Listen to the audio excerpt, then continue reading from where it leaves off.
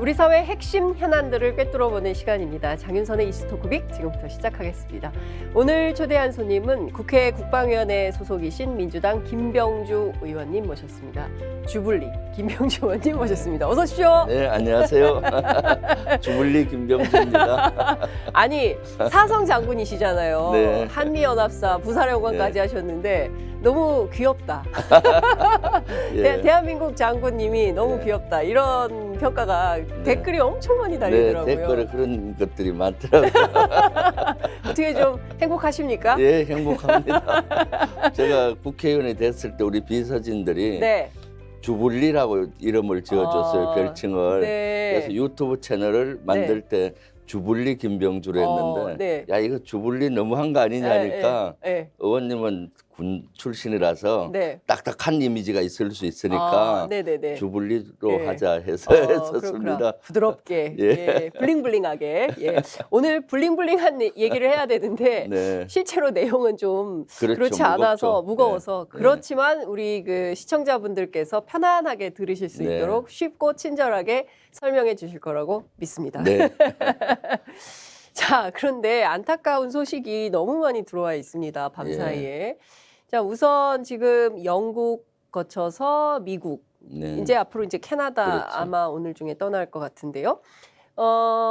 지금 뭐 한일 정상회담, 한미 정상회담, 뭐 한국에서 출발할 때는 굉장히 이미 다 어레인지가 돼 있는 것처럼 네. 대통령실에서 발표를 했는데 실제 그렇지만은 않은 것 같습니다.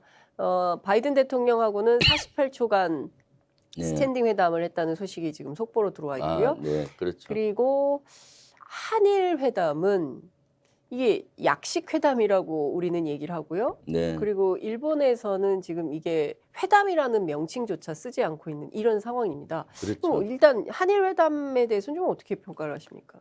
발표는 한일 정상회담을 새벽에 했다라고 네. 하는데 정상회담이라는 용어 자체가 무색하죠. 사실 차담했다고 저는 봅니다. 네, 왜냐하면 윤석열 대통령이 네, 찾아갔고 네, 그리고 찾아가서 보니까 회담장도 준비가 안 돼 있다고 언론에 일부 나오더라고요. 네. 그러니까 국기도 없고, 예, 회담 통상 그렇게 하면은 회담장이 준비되고 네, 서로 그 태극기도 준비하고 다 모든 게 네, 세팅이 되고 기자들과 같이 네, 가서 그렇습니다. 이렇게 하는 그 앞에서 하는 모두 발언은 또 국민들께 촬영해서 바로 실시간에 나가고 하는데 그러니까 회담장도 준비가 안 돼 있었다고 하고 네, 그냥 차담하는 것이죠. 네. 그냥 간단히. 그러니까 일본 입장에서 봤을 때는 정상회담이 아니었던 겁니다. 그래서 우리 그 대통령실에서는 계속 한일 정상회담 한다 했을 때 네. 일본은 아직 결정된 바 없다 없다. 하는 것이 예. 개념 차이가 있는 거예요. 네, 기시다 예. 총리는 어제 차라리 안 만나는 게 낫겠다고 얘기도 하지 않았습니까? 네, 그렇죠. 그러니까 형식 면에서도 그 회담이라고 볼 수가 없고 네. 그냥 차담 정도 한 그 정도인 거고 그다음 내용 발표를 끝나고 나서 대통령실에서 간단히 했는데 내용이 없습니다. 그러니까 그냥 만났고 앞으로 뭐 자주 뭐 소통하자. 그다음에 외교 실무자들끼리 네. 또 한일 문제를 풀기 위해 노력하자. 이거였던 것이죠. 그 내용이 없는 겁니다. 그러니까 윤석열 대통령이 그동안 네. 내용 없는 정상회담은 정치쇼다라고 네. 본인이 계속 얘기했잖아요. 맞습니다. 네. 내용이 있어야 되는데 네, 예. 뭔가 대통령이 회담을 하면은 완전히 밑에 실무선에서 결과물을 가지고 하는 것이다. 네. 그러면서 문재인 대통령께서 뭐 남북 정상회담이나 이런 정치쇼다. 것들은 결과물이 없기 때문에 정치쇼다라고 했는데 이것이야말로 외교 참사인 것이죠. 네. 예. 그리고 대표적인 굴종 외교의 한 사례입니다. 굴종 왜 외교. 이렇게 그렇죠. 예. 정상회담이라고 하면은 네. 그 양측이 장소를 합의하고 네. 해야 되는데 먼저 찾아가고 또 그럼 아쉬운 것 같잖아요. 네. 그러니까 참 이야말로 굴종 외교의 전형이죠. 지금 뭐 이해할 수 없는 게 그 일본 측 건물이었다고 일본에서는 설명이 나오고 있고요. 네, 그리고 앞서 말씀 주신 대로 기자들을 동행하지 않고 배석하지 않은 가운데 전속 사진사만 네. 양측이 데려가서 하고, 그러니까 대통령실 혹은 이제 기시다 내각에서 준비한 사진사만 있었던 거고요. 네. 그리고 내용에 대해서는 말씀 주신 대로 공개도 안 돼 있고, 시당초 우리가 원래 얘기했었던 거는 NYT 인터뷰를 통해서 그랜드 바겐을 하겠다는 거였지 않습니까? 그러니까 뭐 이를테면 지금 현안이 되고 있는 과거사 문제, 네. 특히 이제 강제징용 배상 문제가 걸려 있지 않습니까? 뭐 이 문제라든가 뭐 이런 등등에 대해서 그랜드 바겐을 하겠다고 했는데 이 그랜드 바겐의 결과로 해석할 수 있습니까? 전혀 아니죠. 일본은 사실 그동안 일관된 입장을 주장해 왔잖아요. 네. 일관된 입장이 강제징용 문제는 1965년도에 이미 한일 그 협정을 할 당시 해결이 된 것이다. 네. 그래서 최근에 그 강제징용 대법원에서 판결한 거는 한국이 알아서 해결해라. 그렇죠. 위안부 문제도 이미 알아서. 2015년도에 위안부 합의로 해결된 것이다. 네. 그래서 현재 일어나고 있는 강제징용 문제나 이것은 대한민국에서 알아서 해결하고 해결책을 가지고 오면은 만나시겠다. 회담하겠다. 예. 이 입장이었고 네. 사실 일본은 그걸 줄기차게 주장을 해왔던 거고 이번에도 그걸 견지했다고 저는 봅니다. 네. 그래서 이번은 사실은 기자를 데리고 가지 못한 것 같고 네. 기자들이 회담이 막 만났을 때 바로 이제 문자 공지가 네. 9줄로 됐다고 언론에 그러니까요. 나오더라고요. 이제 시작했다. 이제 한일 정상회담이 시작됐으니까 보도해도 좋다. 예. 그러니까 갈 때까지 아직 만날지 못 만날지를 몰랐던 것 그러니까 확약을 같아요. 안 받은 상태에서 예, 예, 그냥 예. 찾아간 거예요. 그렇죠. 그 100% 확약이 안 되지 않았느냐. 확약이 됐다면 한 30분 전이나 미리 1시간 공지를 전에 뭐 몇 시에 만나기로 했다. 이렇게 미리 공지하지 않겠습니까? 네. 그러니까 만난 후에 공지했던 거는 만나러 가는 순간까지도 예. 100%한 7, 80%는 만날 수 있겠다 했는데 100% 확신이 안 썼던 것이죠. 이런 굴종 외교가 어디 있습니까? 저도 뭐가 아쉬워서 이렇게 그러니까요. 일본에 대해서 예. 목매는 것이죠. 이게 이해할 수가 없습니다. 저도 외교부 출입 기자를 꽤 오래 했었는데 이런 회담은 본 적이 없습니다. 네, 진짜 그렇죠. 이렇게 하는 회담, 그래도 우리가 또 그 상대국 정상이 있는 곳을 찾아가서 네. 뭐 약속 시간도 정해지지 않은 가운데 공개도 하지 않고 뭐 이런 경우는 처음 봅니다. 남북 그렇죠. 정상회담도 이렇게는 남북 회담도 당국자 회담도 이렇게는 안 하는 것 같습니다. 그렇죠. 그렇죠? 군사 회담 많이 해보셨잖아요. 저도 예전에. 군사 외교를 오랫동안 해 왔습니다. 그래서 회담은 서로 그 동등한 입장에서 하려고 노력하고요. 네. 똑같은 조건에서 하고 네. 결과도 똑같이 만들어서 발표하고. 발표하잖아요.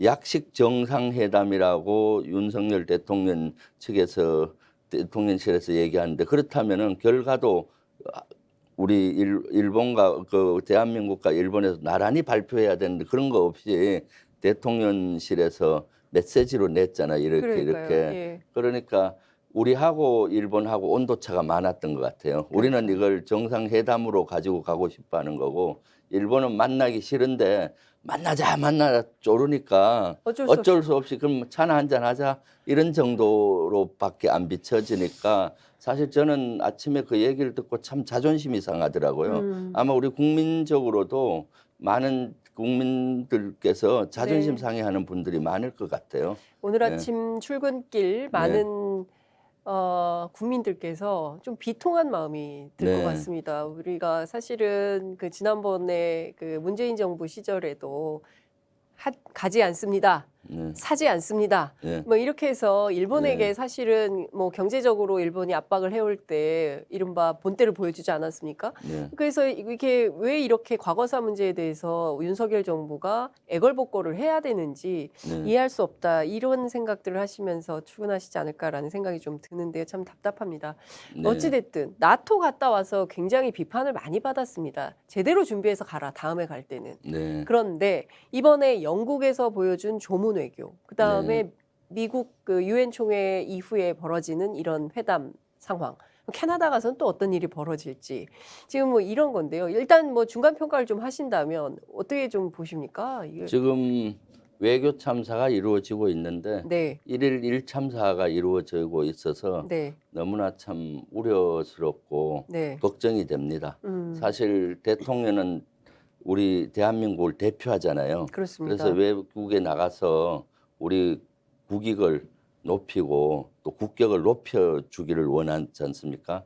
근데 역대 대통령 같은 경우 예를 들어 문재인 대통령이나 역대 어떤 대통령도 이렇게 불안하진 않았어요. 나가서 뭔가 정상회담을 잘 할 것이다 기대도 하고 했는데 지금 윤석열 대통령은 지금 불안해요. 네.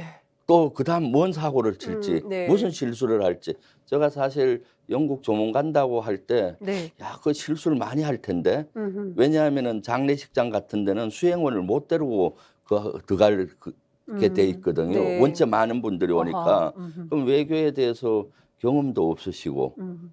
수행원이 있어도 지난번에 보면 많이 그러니까요. 뭐 어디 위치도 잘 못 실수하잖아요. 찾고. 예. 그런데 사소한 실수들이 큰 실수로 비춰질 수가 있거든요. 네. 그래서 걱정을 했는데 아닌가 다를까 4개 일정 중에 2개 일정도 네. 소화를 못해서 네. 엄청나게 신뢰를 한 것이고 음. 이번에 또 뭐 한일 정상회담 한다고 할 때부터 우리는 한다 하고 일본은 하지 않는다 하고 야 저거 뭔가 큰 문제가 있구나 했는데 아닌가 다를까 오늘 아침에 굴종 외교를 해서 우리의 국격을 떨어뜨리고 국민적 자존심을 손상시키고 이런 것들은 있을 수 없는 거죠. 그래서 지금까지 외교 참사가 이루어지고 있다. 네. 다음 이제 미국 정상회담이나 또는 캐나다 일정은 좀 더 치밀하게 준비하고 예. 좀 더 그 여러 가지 예행 연습까지 좀 해서 실수하지 않고 국민적인 자존심을 높여줬으면 좋겠는데 불안합니다. 네. 근데 이제 앞서 그 조문 일정 가운데 뭐 조문 뭐 꼭 관을 봐야 되느냐 아마 이제 국민의힘에서는 민주당이 지나친 뭐 정치 공세를 한다 이런 비판을 했습니다만 사실은 일정이 원래 4개였거든요. 근데 네. 그 중에서 또 하나가 4시 30분에서 5시까지 30분간 런던 한국전 참전 기념비 헌화 일정이 있었어요. 이 일정도 안 했거든요. 네. 네. 저는 그 일정을 안 한 것은 참 큰 실수라고 봐요. 우리 언론은 별로 지적을 안 하고 그렇죠. 있습니다. 그냥 조문만 지적을 네. 했는데 예. 저는 딱 그걸 안 했다고 했을 때 머리가 띵하게 아프더라고요. 왜냐하면은 네. 그 6.25 참전 기념비에 헌화할 때는 네. 대통령이 가서 할 때는 혼자 하는 게 아닙니다. 그렇습니까? 예, 6.25 참전 영국에 있는 많은 그 원로들 네. 참전 용사들이 옵니다. 아이고. 아마 그 영국 전역에서 오셨을 겁니다. 아하. 6.25 참전 용사분들은 어떤 분입니까? 지금 연세가 예. 80을 다 넘으셨을 그렇겠죠. 거고 90 넘으신 분들도 예. 있으실 겁니다. 노고를 이끌고 그것까지 윤석열 대통령이 한다니까 너무나 기뻐서 예. 멀리서 왔을 겁니다. 예. 그리고 그분만이 아니라 또 교포들도 많이 오셨을 겁니다. 예. 통상 제가 군에 있을 때도 국방부 장관이나 이런 분 모시고 워싱턴이나 이런 참전비에 가면은 네. 많은 참전 용사들이 같이 와서 아하. 같이 하는 게 관례거든요. 네. 아마 그런 것들이 조명이 안 됐는데 네. 그런 분들이 갑자기 취소된다 하면 얼마나 허탈하겠습니까? 이게 보통 심각한 결례가 아닌 것 같은데요. 그렇죠. 영국에서 네. 가장 친한적인 분들은 네. 6.25 참전 용사입니다. 그럴 수밖에 6.25 없죠. 때 그럼요. 목숨 걸고 우리 오신 분들 대한민국을 아니까. 지켰잖아요. 예. 그럼 그 나라에 대한 애정은 아주 높습니다. 그렇습니다. 그래서 지금까지 영국과 우리가 잘 지낼 수 있는 원동력에 친한 이런 분위기를 만들었던 분들이 6.25 참전 용사분들이고 근데 그런 분들에게 너무 큰 결례를 한 것이죠.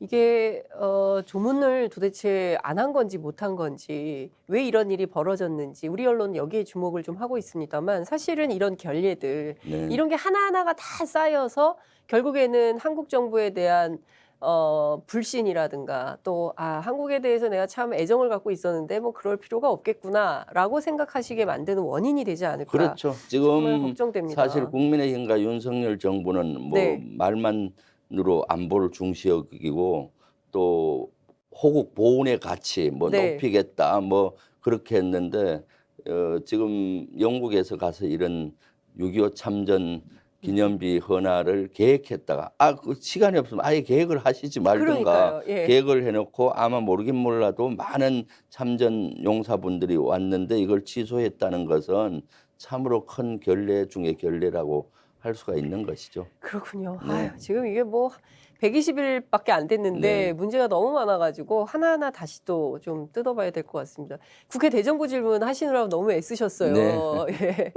그 한덕수 총리와의 그 설전은 모든 언론이 다 보도를 할 네. 정도였는데요. 이제 특히 이 영빈관 문제도 있고요. 그 전에 저희가 꼭 지적을 해봐야 될 문제가 대통령 헬기 네. 문제가 아닌가 싶습니다. 그 이제 언론 기자들 표현으로 하면 단독인데요. 네, 예, 예. 그 헬기 사고가 났어요. 예. 이게 사실 대통령 뭐 이제 영국 가실 때도 원래 7시 출발인데 9시로 늦어진 것도 왜 그런지도 잘 모르겠. 만약에 헬기가 있었다면 또 바로 이동했을 수도 있지 않았을까라는 얘기들도 나오고 막 이러는데요. 네. 이거는 어떻게 봐야 됩니까? 그러니까 최초 7시에 계획이 돼 있다가 9시에 간 것으로 네. 언론에 나오잖아요. 네, 네. 아마 7시에 갔으면 이런 외교적인 참사가 안 일어났겠죠. 그럼 왜 7시에서 9시로 갔을까가 미스테리잖아요. 네. 그럼 여러 가지 유추가 될 수가 있죠. 음. 윤석열 대통령이나 이 김건희 여사가 제대로 준비를 잘 못해서 아, 그럴 확률이 있죠. 예. 그리고 여러 가지 좀 그런 수도 있고 또 하나는 어떤 분들이 그 얘기 하더라고요. 7시에 가면 뉴스 조명을 못 받으니까 어머. 그날이 일요일이었습니다. 네. 9시에 가야 뉴스 조명을 받기 때문에 그걸 선택한 거 아니냐라고 어떤 많은 분들이 나한테 얘기를 하시더라고요. 저는 그런 아. 생각은 차마 못했는데 그러게요. 예, 그럴 수도 있는 것이고 그날이 일요일이었기 때문에 대통령의 일정은 그 사이에 제가 확인해 보니까 없는 것 같더라고요. 일정이 예, 없었습니다. 예. 아. 이거는 큰 실수였던 것이죠. 예. 예. 그리고 헬기 문제는 좀 어떻게 봐야 됩니까? 헬기 사고는. 헬기 사고는 뭐 사실은 네. 대통령이 안 타셨으니까 천만다행이시지. 만약에 거기 예. 안에 타고 계셨다면 타고 계셨다면은 뭐 사실은 참 위험한 상황이었죠. 예를 들면은 헬기가 이착륙을 용산 집무실 앞에 보는 헬기장이 있습니다. 네. 군 헬기장인데 전에는 거기가 헬기장이 펜스를 아주 높게 쳐서 네. 뭐 그 안에는 나무가 일체 없었어요. 네. 근데 용산 집무실을 용산 공원에서 국민들에게 보여주기 위해서 예.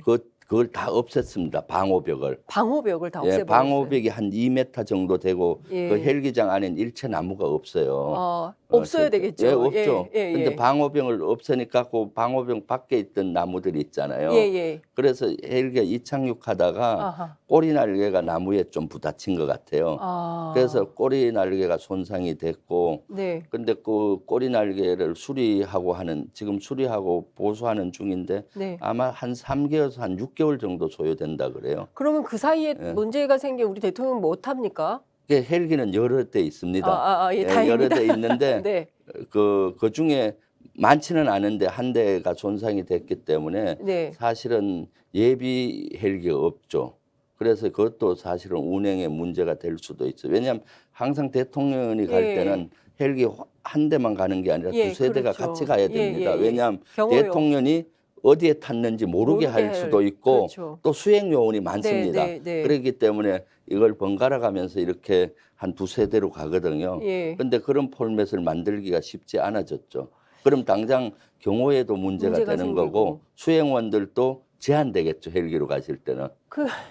아니, 이게 보통 심각한 문제가 아닌 것 같습니다. 네. 그러니까 청와대를 나와서 용산으로 가면서 생기는 문제가 네. 한두 가지 문제가 아닌 것 그래서 같습니다. 헬기장은 아주 안전하게 만들어야 됩니다. 네. 안전 규정상 우리도 소형차하고 버스나 대형차가 주차 공간을 다르게 해야 해야죠. 되고 예. 턴하는 구역도 다르듯이 그렇습니다. 헬기도 헬기 기종에 따라서 이것이 안전거리 확보 규정이 다르게 돼 있습니다. 네. 예. 대통령이 타시는 헬기는 예. S92형을 예.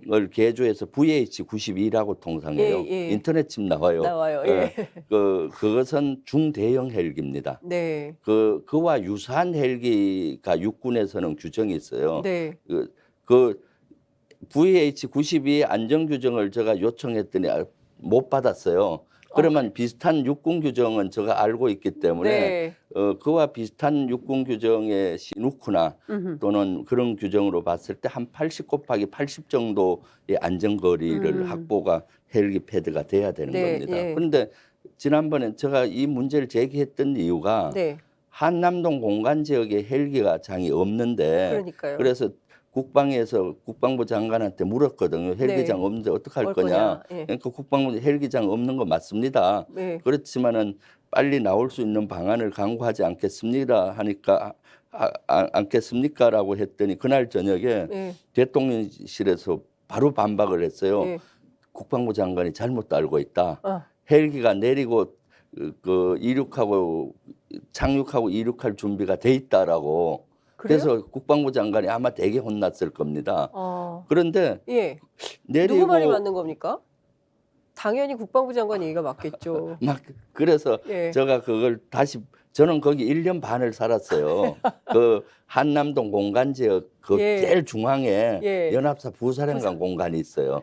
그래서 1년을 반을 살았기 때문에 그 지역을 너무나 너무 잘 알죠. 지금도 눈 감고 그리라고 해도 그릴 정도인데 예. 그만한 헬기장이 내릴 공간이 없는 거예요. 그래서 여러 경호실이나 여러 체크를 했더니 일부 나무를 베고 헬기를 내리고 뜰 수 있는 걸 준비하고 있다. 얘기를 하더라고요. 그럼 실험을 해봤느냐?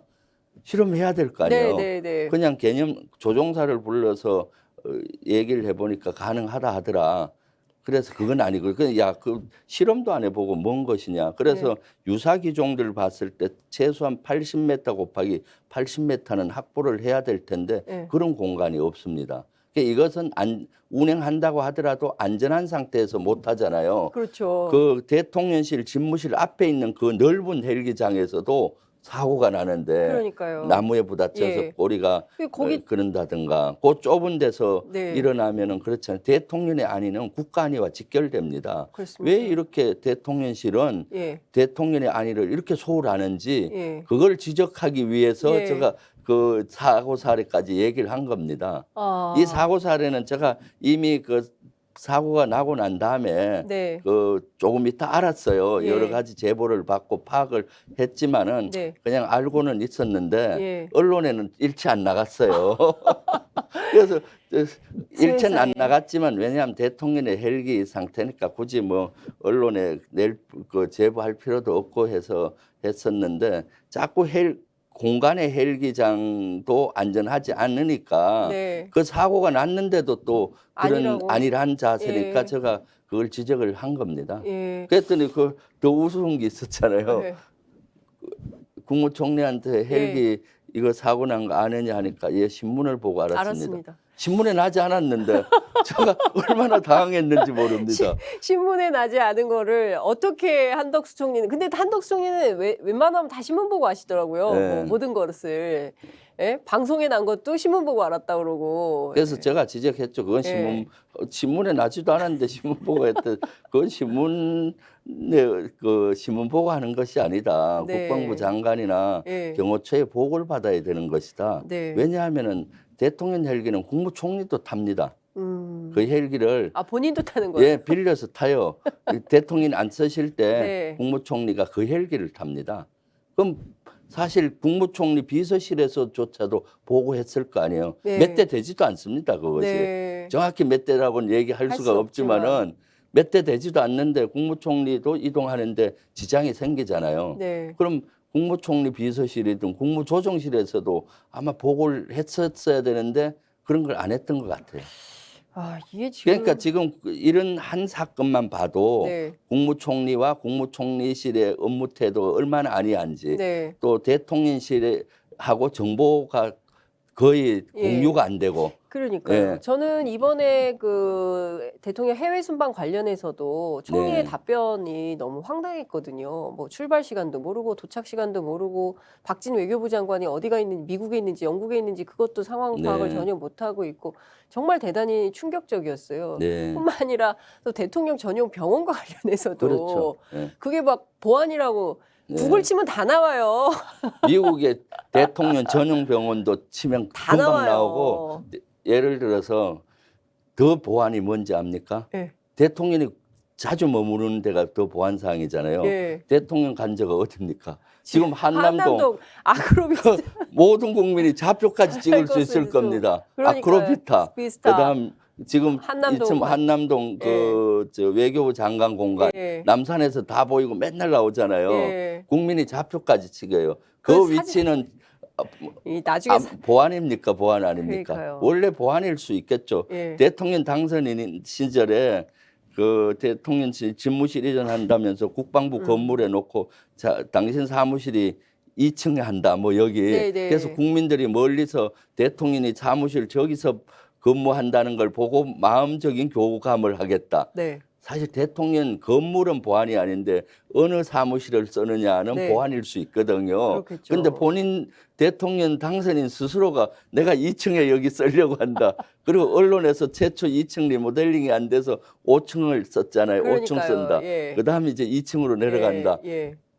이거 그- 이 간제라든가 이건데 대통령 병원이 어디라는 거는 음흠. 보안이 아니에요. 네. 단지 보안은 예. 대통령이 병원에 갈 때 네. 동선이죠. 내가 몇 시에 간다. 그렇죠. 지금도 그 간저와 이동할 때는 보안이거든요. 네. 대통령이 몇 시에 출발한다. 네. 네. 만약 그런 걸 알면 테러가 일어날 수 있잖아요. 예. 그런 것이고 예. 병원에서는 대통령이 어떤 병으로 가서 진료를 했느냐, 진료 네. 기록 이런 예. 것이 보안인 것이지 그렇죠. 대통령이 전용 병원이 어디라는 것이 보안은 아니에요. 그래서 제가 이걸 지적하는 이유는 네. 대통령 전용 병원이 청와대 주변에 있어요. 바로 음흠. 청와대는 진짜로 70년 동안 완벽하게 구성된 겁니다. 네. 근데 여기가 한남동과 용산과 거리가 10km 가까이 떨어져 있어요. 네. 그러면 만약에 갑자기 불미스러운 일이 일어날 수가 있잖아요. 심장에 네. 문제가 생긴다든가 예, 예, 뇌에 예. 문제가 생긴 가뜩이나 경우는 또 1, 술 2분 좋아하시니까. 예. 예.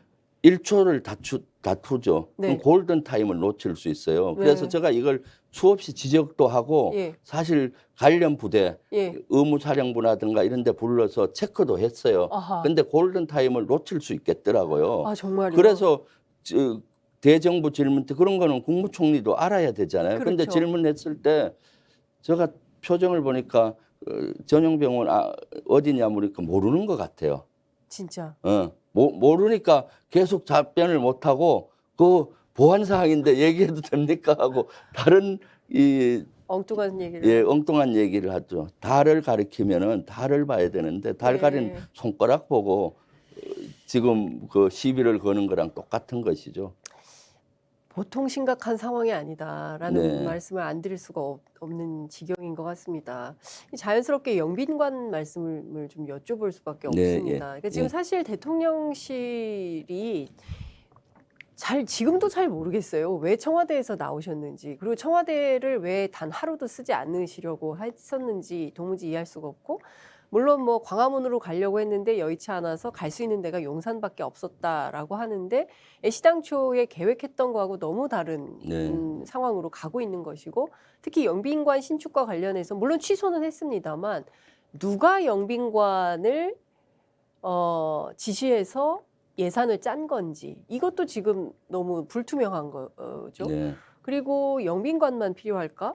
주변에 또 관저도 필요하다고 하지 네, 않을까? 그렇죠. 그리고 또 중요한 거는 용산 공원을 다 돌려받으면 그 다음에 미국의 워싱턴 블레어 하우스 같은 거를 하고 싶다고 3월 20일 당선인 네. 시절에 밝히긴 했습니다만, 그럼 용산 공원은 받을 수 있는 협약은 되는 건지, 또 잔류기지가 또 미국에서 요청해서 남아있을 텐데 그 터는 어딘지, 뭐 여러 가지가 너무 중충적이고 복합적인 이슈들이 있어서 우리 장군님 나오셨으니까 의원님 예. 나오셨으니까 좀 명쾌하게 이 좀 설명을 좀 부탁드릴게요. 너무 정신이 없어가지고요. 그렇죠. 청와대 시스템을 만드는 데는 한 70년 걸렸습니다. 70년. 거기는 전용 병원도 있어야 되고 모든 것들이 갖춰져야 시스템이요. 되잖아요. 예. 시스템이 대통령 이사 간다고 대통령만 이사 가는 게 아니라 모든 시스템이 그렇습니다. 같이 가잖아요. 네. 그러니까 국가 전체 컨트롤 타워가 이동하는 겁니다. 네. 그런데 아주 단순히 생각한 것 같아요. 네. 그 청와대에서 용산으로 가면은 쉽게 될 것이다라고. 아니 정부 컨트롤 타워 어떻게 그렇게 단순 생각하는지 모르겠어요. 네. 그러면서 이사 비용이 496억이면은 네. 모든 게 끝난다. 음흠. 그리고 추가 규제도 없다. 네. 그래서 제가 그때 문제 제기를 가장 많이 했죠. 496억 턱도 없다. 네. 1조 이상 든다. 네. 하면서 분명히 합참 이동할 거고 또 뭐 이전하는 부대들이 거기 한 15개, 16개 부대가 있어요.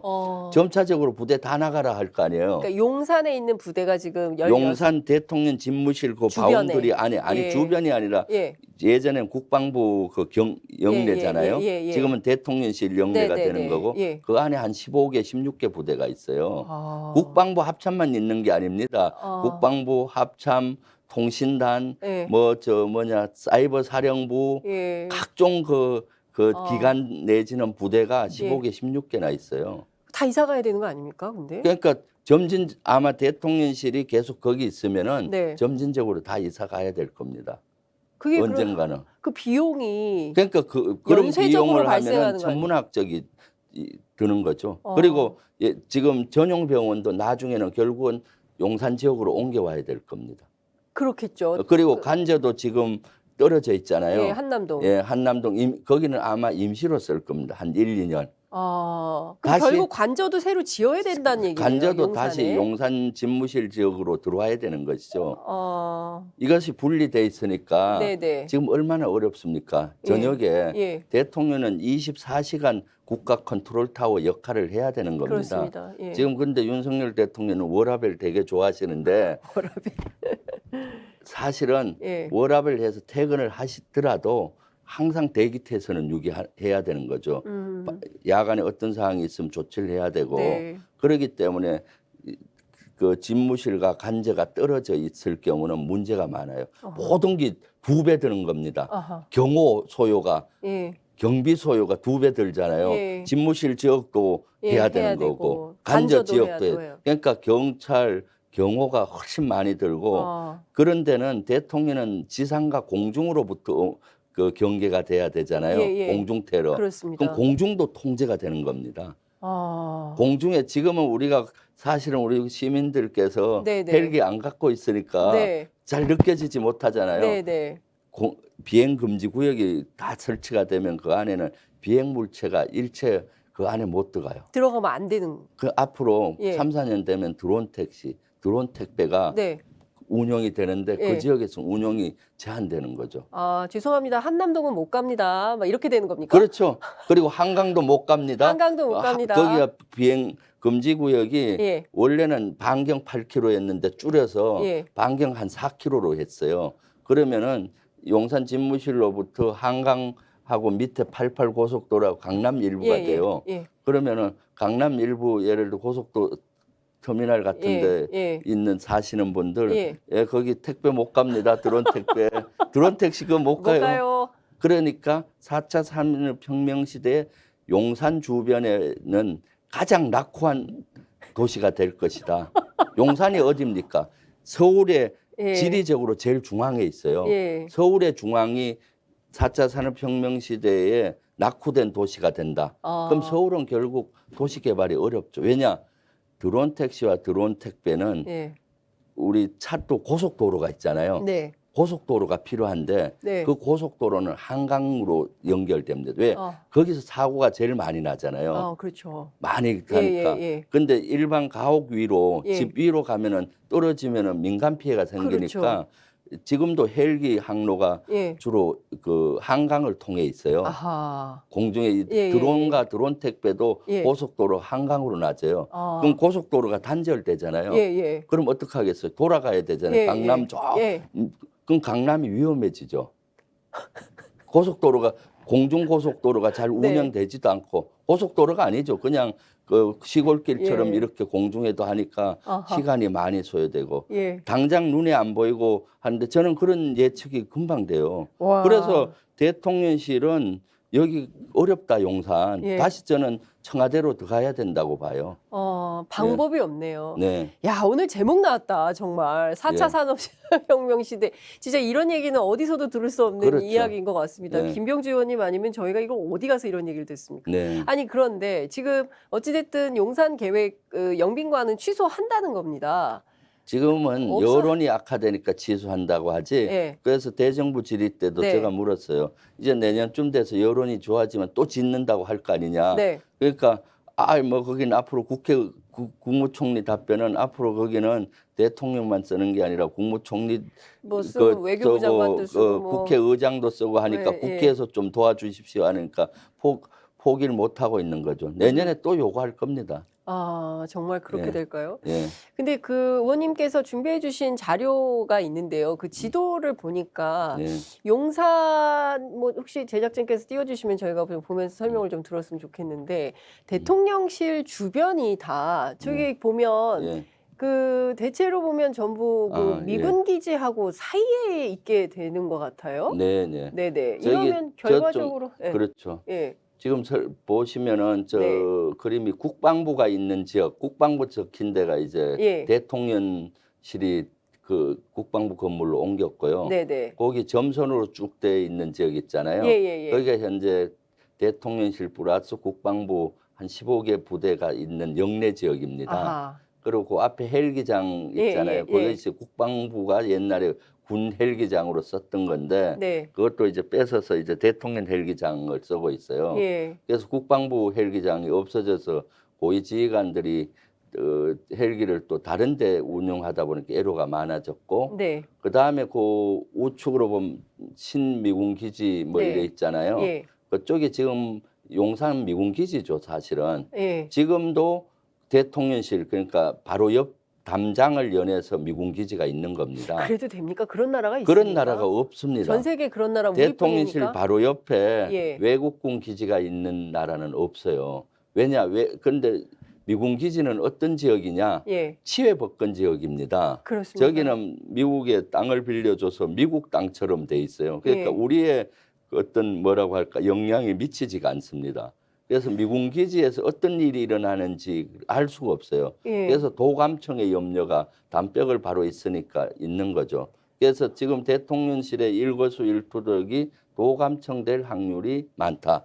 물론 지금은 한미동맹이 공고하고 미국을 믿는다고 하지만은 네. 도감청이라는 거는 미국은 국내에서도 한 워터게이트 사건이나 네, 있고 맞습니다. 동맹국에도 한 사례들이 많아요. 사실은 맞습니다. 도감청 예, 문제는. 예. 그렇기 때문에 지금도 미군 기지가 있는 게 적절하지 않고 네. 그다음 그 그림 다시 한번 띄워주세요. 네. 용산 기지가 이제 그 반납되잖아요. 네, 네. 아직 연합사령부는 이 평택으로 이전을 못했어요. 예. 저 기지 안에는 유엔 사령부, 연합사령부, 주한미군 사령부가 있었는데 예. 유엔 사령부와 주한미군 사령부는 평택 기지로 갔고 예, 예. 이제 유엔 연합사가 남았는데 이것도 곧 갈 겁니다. 예. 그러면 이제 용산 기지를 반납을 할 수가 있잖아요. 저 땅이 언제 우리한테 올 수 있는 겁니까? 저것은 아마 완전히 오는 경우는 지금 한 4분의 1 정도 예. 반납을 받았는데 예. 완전하게 하려면은 예.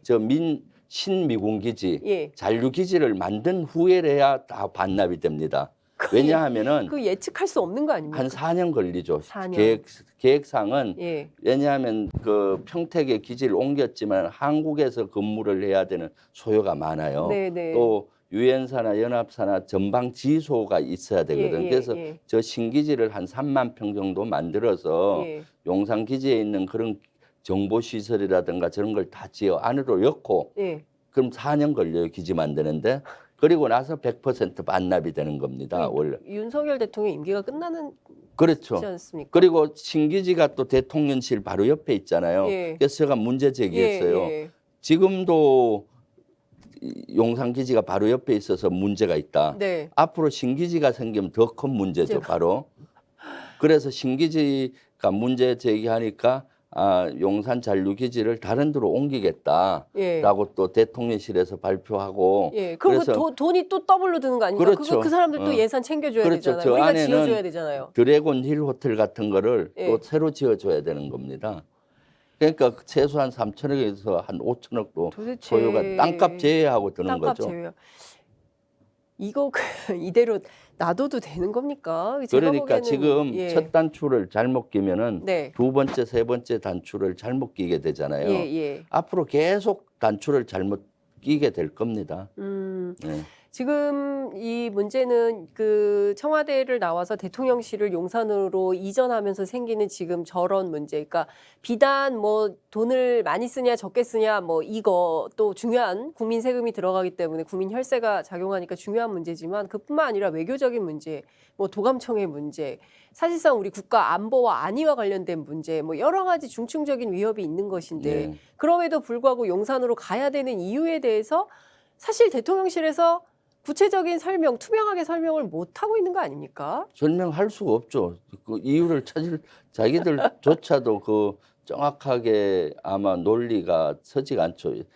왜냐? 네, 청와대에서 하루도 못 잔다는 걸 국민이 이해하는 국민이 누구 있습니까? 그러니까요. 예, 사실 대통령실을 옮긴다는 거는 국가 큰 사업입니다. 국책 사업인데 그럼 먼저 본인이 들어가서 청와대로 들어가서 한 1, 2년 동안 마스터 플랜을 먼저 만들고 네. 원래 큰 마스터 플랜을 예. 만들고 그다음 국민께 설득하고 이해를 구하고 네. 공감대가 형성되면은 음흠. 그 프로젝트를 하잖아요. 네. 그럼 한 10년 걸려요. 그런 프로젝트가. 그렇죠. 그러고 나서 자기 대에 못 하더라도 그다음 그 대통령을 대통령. 위해서 이렇게 하는 거잖아요. 세종시 이런 거 만드는데 얼마나 큰 그렇습니다. 기간이 예. 걸려요.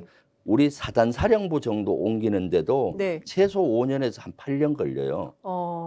그런데 어떻게 인수위 기간에 옮기겠다, 뭐 50일 만에 옮기겠다 큰 소리 쳐놓고 그러니까 그 밑에 고통은 말이 아니죠. 거기 있는 군인의 고통들은 말이 아니고 시민들의 불편은 말이 아니고 네. 경찰들의 고통도 엄청나게 하고요. 예. 지금이라도 청와대로 가라. 그게 네. 제일 싸다. 지금 매몰 비용이라는 네. 게 있잖아요. 예. 지금 든 거는 예. 매몰 비용으로 생각하고 하고. 다시 청와대로 가다. 음흠. 그 대신 청와대에 뭐 본인들이 비서동하고 뭐 문제가 있었다 네. 하면 그걸 지금 동안 한 1, 2년 보강을 하고 딱 들어가면 좋을 것 같아요. 네. 지금 뭐 시간이 다 돼가지고 아유 네. 뭐 2부로 구성해서 다음 주에 한 번 더 아, 모셔서 그러세요? 말씀을 좀 들어야 될 것 같다는 예, 생각이 좀 빨리 들기도 그렇게 하는데 벌써 시간이 예, 지났네요. 근데 예. 그럼에도 불구하고 제가 꼭 여쭤야 될 게 이제 네. 북한 관련된 문제입니다. 지금 어찌됐든 그 추석 연휴 바로 앞두고 북한에서 이제 핵무력 정책을 법제화해서 네. 사실상 선제 핵 공격이 가능한 수준으로 만들어놨고요. 그리고 지금 러시아 우크라이나 전쟁이 끝모를 수준으로 가고 있고, 그래서 사실은 국민들께서는 이게 또 전문가들도 그런 얘기를 하더라고요. 윤석열 대통령이 수사는 잘하는데 안보에 대해서는 잘 모르시기 때문에 외교 안보에서 이게 뚫리면 너무 심각한 문제가 생길 수 있는 거 아니냐. 그래서 일각에서는 국지전에 대한 우려도 하고 계시는 네. 것 같습니다. 그렇죠. 예, 어떻게 전망하십니까? 지금 우리 한반도 지역은 훨씬 더 긴장도가 높아졌고 네. 전쟁의 확률이 높아지고 있습니다. 전쟁의 먹구름이 점점 밀려오고 있다는 걸 느껴요. 2017년도에도 그와 비슷했었는데 네. 북한의 물론 가장 큰 것은 핵실험과 미사일 개발 뭐 이런 것 때문에였겠지만은 전쟁의 먹구름이 그때 밀려왔었거든요. 네. 실제 트럼프 대통령은 최악의 경우 전쟁까지 불사하면서 북한을 비핵화시키겠다 해서 미군들은 전쟁 준비를 했었어요. 시한부 전쟁 준비를 그 당시에. 2017년에요. 예. 그래서 문재인 대통령께서 전쟁은 안 된다. 그래서 그렇게 명칭, 평화를 그때 이미 미군들이 전쟁 준비를 하고 있었기 때문에 예. 제가 그 당시 연합사 부사령관 할 때 네. 그 머리가 쭈삣쭈삣 서더라고요. 제가 부사령관 하는 동안에 전쟁이 일어날 수 있겠구나. 그래서 우리도 군 자체 내도 예. 시한부 좀 준비를 하자고 예. 그 장관님이나 또는 총장들하고도 상의를 해서 했었는데 그런데 전쟁이 일어나면 어떻습니까? 모든 것이 무너내리잖아요. 그렇습니다. 예. 우리는 전쟁이 일어나면 다시 중진국이 아니라 후진국으로 후퇴할 수도 있어요. 그럼요. 그것뿐만 아니라 국민들의 죽을 수도 있잖아요. 그럼요. 생명, 예. 재산. 그래서 문재인 대통령 전쟁은 어떻게든 막아야 된다. 안 된다라고 미국에 강하게 얘기를 하고 그 대신 북한하고 그 평창 동계 올림픽을 기점으로 참 그 노력을 해서 평화의 물꼬를 텄잖아요. 네. 그래서 판문점 선언과 9.19 군사 합의를 이끌어내고 평화가 일상화되게 만들었어요. 네. 아마 문재인 대통령을 후세 평가하면은 평화를 일상화한 것을 가장 큰 공적으로 칠 수 있어요. 음. 그래서 사실 그 사이에 우리가 경제 발전을 했는데 네. 사실 그 하노이 노딜 네. 협정으로 인해서 다시 그것이 후퇴를 하고 경색으로 가서 안타까운데 네. 지금 윤석열 정부는 강대강으로 가고 있잖아요. 네. 북한은 핵을 법제화하면서 네. 선제 공격까지 하겠다고 법제화시키잖아요. 네. 선제 타격, 예, 예, 선제 예. 공격 개념까지. 그러니까 핵 사용은 문턱이 낮아지고 있는 겁니다. 음흠. 예전에는 핵은 예. 국제적으로도 최후의 수단으로 씁니다. 네. 전쟁이 일어나더라도 안 써요. 안 쓰죠. 진짜로 나라가 망하기 직전에 쓰는 거거든요. 음흠. 우크라이나 전쟁에서 지금 러시아가 고전을 하고 있지 않습니까? 네. 그렇지만 핵 씁니까? 안 쓰죠. 안 써죠. 예. 썼다 그러면 러시아도 망할 수가 있지만 우리 지구가 다 그렇습니다. 붕괴될 수 있기 예. 때문에 쓰기가 어려운 마지막 수단인데 예. 지금 김정은 위원장은 전쟁 초기에 쓸 수도 있고 예. 전쟁이 임박할 때도 예. 자기에게 위협이 될 때도 쓸 수 있다라고 지금 법제화를 한 겁니다. 예. 전쟁의 문턱이 낮아지고 있는 것이죠. 예. 그런데다가 우리는 더 또 강대강으로 가고 있는 예. 거거든요. 예.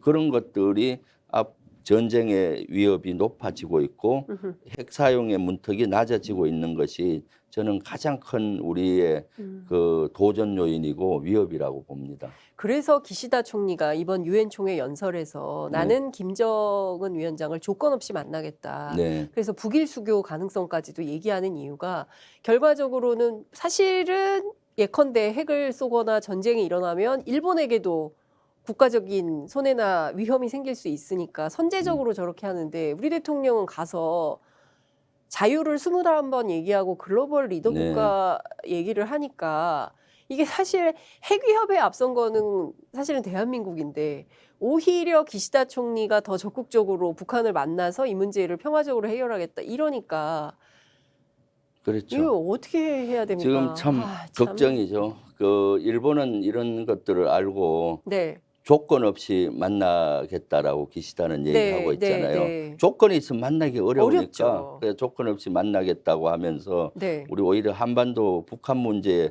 지금 앞서가고 있어요. 네. 그런데 우리 윤석열 대통령은 어떻습니까? 문재인 대통령의 남북 정상회담을 정치쇼다. 그렇죠. 성과 없는 정치쇼는 안 하겠다 예. 하고 예. 비난했잖아요. 예. 그러니까 쉽지가 않으면서 예. 또 강대강으로 가고 있잖아요. 예. 곧 다음 이번 주인가요? 지금 항공모함도 들어오고 네. 또 뭐 북한 미국과의 확장 억제 예. 이런 걸 하면서 뭐 그런 또 수사적인 예. 또 강대강 레토릭을 쓰고 있잖아요. 네. 문재인 대통령은 세 가지 정책을 썼어요. 예. 북한을 사실은 북한의 위협을 낮추는 거와 예. 우리를 강하게 하는 큰 두 가지를 한 겁니다. 음흠. 북한의 위협을 낮춰야 되잖아요. 그렇습니다. 이건 비핵화시키면서 네. 평화 체제를 말하면은 낮춰지는 거고 네. 대신 우리의 힘을 높이는 정책을 네. 썼는데 예. 우리 힘을 높이기 위해서 예산도 많이 주고 강하게 만들었지만은 이것은 숨어서 한 겁니다. 왜 우리가 강해지는 걸 보면 북한이 또. 위협이 또 올리겠죠. 그렇죠. 그래서 숨어서 칼을 갈고 훈련을 한 거예요. 아하. 그러니까 국민들은 숨어서 하니까 몰랐어요. 몰랐던 거죠. 예. 그래서 문재인 정부 초기에는 세계 군사력 11위였는데 네. 문재인 정부 끝날 때는 6위까지 향상이 된 겁니다. 세계. 그 예전에 박근혜 정부 네. 때 그런 얘기를 했었거든요. 기자들이 그 우리 국방부의 네. 무기력이 한반도 평화를 지킨다 막 이런 얘기 했었는데 어느 순간 보니까 네. 대한민국 무기가 엄청나게 발전했고 국방력이 유리가 그렇죠. 돼 있어서 깜짝 놀랐는데 그게 문재인 정부 때 그런 예. 일이 있었군요. 그런데 지금 윤석열 정부 들어와서는 이 군사력을 키우고 훈련하는 거를 요란하게 해요. 칼을 갈 때 야 나 칼 갈고 있다. 훈련할 때 나 훈련하고 있다니까 김정은 위원장 입장에서 보면은 우리의 위협인 그것에 또 상응하잖아요. 네, 네. 그렇게 하고 있으니까 점점 강하게 여기도 올라가는 거죠. 아. 그러니까 북한의 위협도 올라가고 이렇게 되니까 지금 점점 어려워지는 거죠. 그리고 평화의 실마리는 찾질 못하고 있고. 좀 조언을 해주십시오. 지금 네. 막 야 나 칼 간다 이렇게 홍보할 게 아니라 광고할 게 아니라 네. 지금 윤석열 정부가 한반도 평화를 지키기 위해서 최소한 이것은 해야 된다. 어떤 게 있을까요?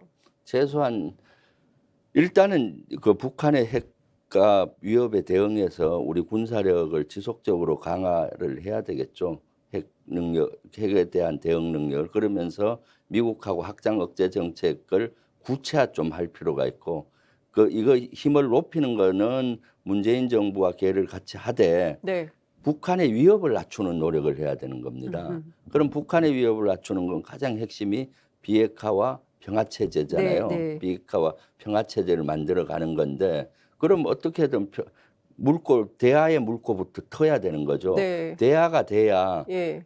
이해가 되고, 그렇습니다. 이해가 돼야 신뢰가 되고, 예. 신뢰가 돼야 평화로 갈 수가 있고, 자기들이 비핵화도 하겠다라고는 그런 생각을 하게 되는데, 대화도 지금 물꼬를 못 터고 있잖아요. 네. 강대강으로 가는데 누가 대화하겠습니까? 그렇습니다. 그러니까 이런 북한 정책에서 담대한 구상이라고 그냥 구체적이지 않는 네. 그냥 레토릭만 쓰지 말고 음흠. 북한이 받아들일 수 있는 아주 구체적인 방안을 가지고 북한에 끊임없이 제안을 하면서 대화의 장으로 끌어내는 노력. 네. 그러면서도 북한을 대화의 장으로 끌어내려면은 중국이나 러시아나 또는 주변국의 도움, 국제사회의 도움도 필요한 겁니다. 네. 예, 이제는 사실은 참 어렵게 됐어요. 북한이 예를 들어서 핵실험을 했다. 네. 유엔에서 제재를 할 수가 없는 구조를 그렇죠. 갖습니다. 중국과 러시아가 완전히 북한 유엔 상임 이사국들이 반대할 수가 있거든요. 네. 이미 공정한. 지난번에 그러지 않았습니까? 그러면은 경제적인 제재나 이런 제재를 할 수 없으면은 예. 없게 되는 거죠. 그럼 어떻게 가겠어요? 군사적인 제재를 만지작거릴 수밖에 없습니다. 아. 일단 경제적인 제재를 할 수 있으면은 그런 걸로 더 한다든가 방안이 있는데 네. 이런 것들이 없어지면은 가장 군사적인 옵션 이런 걸 만지작거리게 되는 거고, 그런 걸 만지작거리고 실행을 한다면은 긴장은 확 올라가고 또 어디로 갈지 항상 우리가 예측한 대로 가지 않잖아요. 네. 그래서 한반도의 긴장, 한반도의 안정은 훨씬 불안정으로 가고 있어서 그것이 걱정입니다. 아유, 뭐 어떻게 반전 평화 운동을 해야 되나 네. 생각이 들 정도의 위기의 상황에 직면해 있다. 좀 저희가 좀 좋은 얘기를 하고 싶고 좀 대안 위주로, 그리고 또 한반도의 미래 비전을 논의하고 싶은데 지금 상황이 너무나 엄중해서 자꾸 이 좀 어려운 얘기를 하게 되는 것 같습니다. 오늘 1시간 정도 의원님 만난 너무 부족해요. 제가 보기에는 그렇죠. 조만간 네. 한번 다시 또 그렇게 모셔서 하겠습니다. 국방 정책 또 네. 외교 정책 또 여쭤봐야 될 것 같습니다. 네. 그래도 끝으로 한 30초 정도 의원님 네. 거기서 꼭 하시고 싶으신 말씀 있으면 한 말씀 네. 듣겠습니다. 먼저 장윤선의 이슈 토크빅에서 이런 안보 분야를 다루는 것에 대해서 저는 너무 고맙게 생각해요. 사실은 이런 안보가 가장 중요한데도 불구하고 우리가 평상시는 평화롭게 살다 보니까 느끼질 못하잖아요. 근데 사실은 안보는 우리 생존과 직결되는 거기 때문에 우리 국민들과 시청자 여러분들이 관심을 가져주고 또 윤석열 정부가 잘하는지 확인해서 잘못하면 해초리도 들고 해야 바로 가잖아요. 그런 역할을 우리 이슈 토크빅에서 그런 이슈를 해주셔서 너무 고맙고요. 오늘 장윤선의 이슈 토크빅 나와 보니까 네. 아주 제가 오히려 사기 올라갔습니다. 제가 시청자들 만나서 이런 얘기를 하고 싶은데 네. 이런 장을 열어주셔서 너무 고맙고요. 다음에 이슈 토크빅에서 부르면 언제든지 달려오겠습니다. 와, 언제든지 달려오시겠다고 그리고 약속하셨습니다. 와서 제가 느낀 계속 거는 박수하고 있어요. 예. 네, 이 프로그램이 성장해야 되겠어요. 네, 그래서 저도 주불리 김병주 유튜브 채널을 네. 운영하고 있는데 네. 앞으로 콜라보를 해서 예. 동반성장. 동반성장하면서 네. 이슈도 같이 예, 이렇게 같이. 짚어보는 이런 시간을 많이 가졌으면 예. 좋겠네요. 저 오늘 의원님 뵀는데 합이 너무 잘 맞고 네. 정말 옆에서 보니까 훨씬 더 귀여우시다 예, 라는 생각이 좀 들었습니다. 오늘 말씀 정말 잘 들었습니다. 감사합니다. 예, 감사합니다.